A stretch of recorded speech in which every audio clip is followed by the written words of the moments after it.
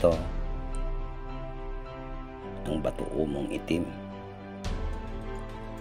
bato umo, batong engkanto.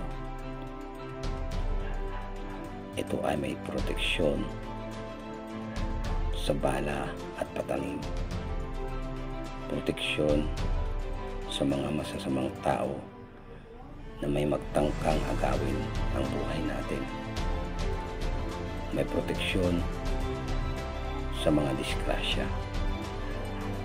Ito ay nagbibigay ng kalakasan o aura sa taong magtatanga nito.